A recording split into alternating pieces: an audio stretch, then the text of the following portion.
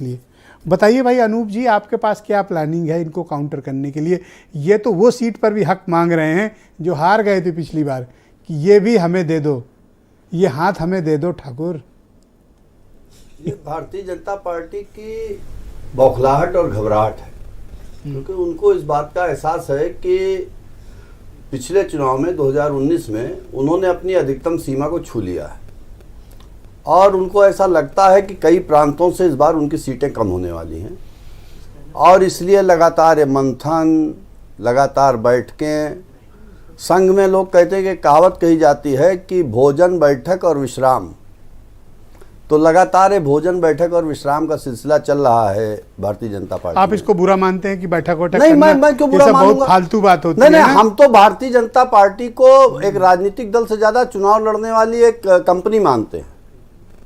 वो चुनाव management company की जैसे काम करती है और हमको उसमें कोई एतराज भी नहीं है। उनका अपना तरीका, उनके अपने आदर्श हैं, वो सत्ता को ही आदर्श मानते हैं, तो ठीक है, उसमें कोई दिक्कत नहीं है।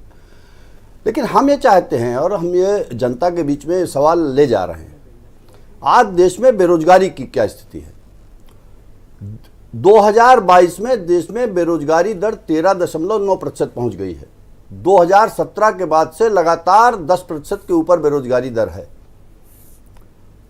देश में आय की असमानता, निजीकरण, अभी भारतीय जनता पार्टी बार बार दावे करती है, लेकिन सच्चाई ये है कि जैसे हमने आपने शास्त्रों में अपने पढ़ा, धर्मशास्त्रों में, कि समुद्र मंथन हुआ था तो उसमें अमृत भी निकला था, विष भी निकला था।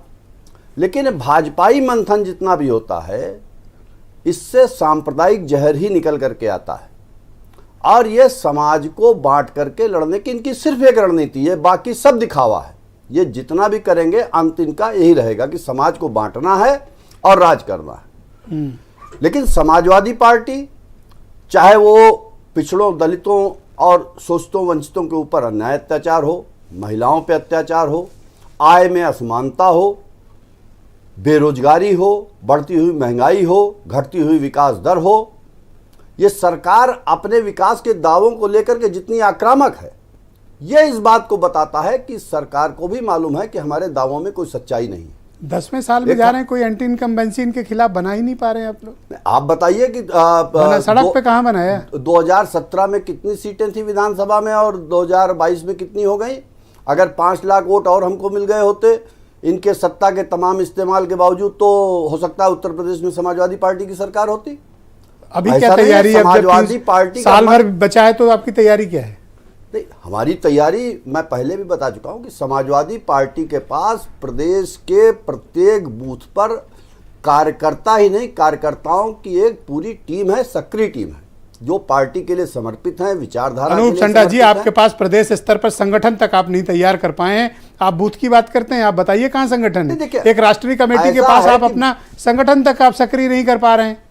कौन रोक रहा है आपको अपना संगठन तैयार करने? ऐसा है, मुझे आश्चर्य होता है कई बार।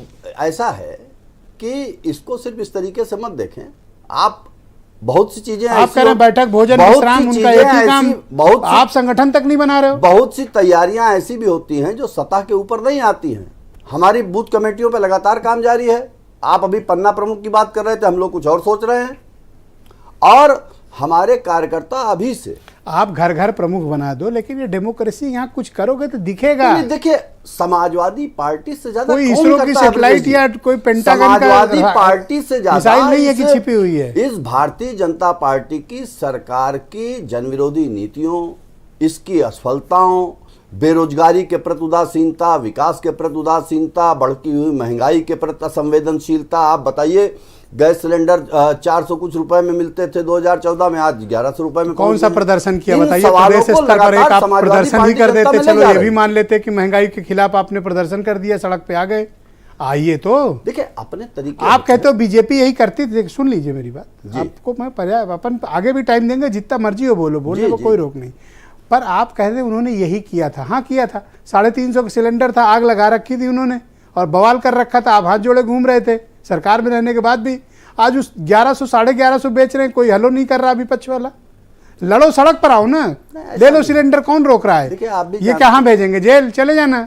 आप भी देखिए ब्रजेश भाई, समाजवादियों से ज्यादा जेल जाने का और संघर्ष करने का इतिहास किसी का नहीं रहा है। छोड़ दिए हो सर, और इसीलिए तो कह रहा हम हूं। जेल से डरने वाले लोग नहीं सर हैं। डर गए हो सर। समाजवादी जेल से डरने वाले लोग नहीं है। और मैं एक बात फिर से कहना चाहता हूँ, हिम्मत से सच कहो तो बुरा मानते हैं लोग, और रो रो के बात कहने की आदत नहीं रही। हमने तमाम उम्र अकेले सफर किया, संगठन जल्दी हम पर बन जाएगा जमी के आपका। खुदाओं की इनायत नहीं रही। संगठन बन जाएगा समाजवादी जल्दी। अपनी बात को लेकर के लगातार आगे बहुत बढ़ते हैं शुक्रिया, मैं राजेश चौधरी और को अपनी आमंत्रित बात करता हूं। को समाज में रखते रहते हैं। बहुत शुक्रिया आपका, मैं राजेश चौधरी को आमंत्रित करता हूं।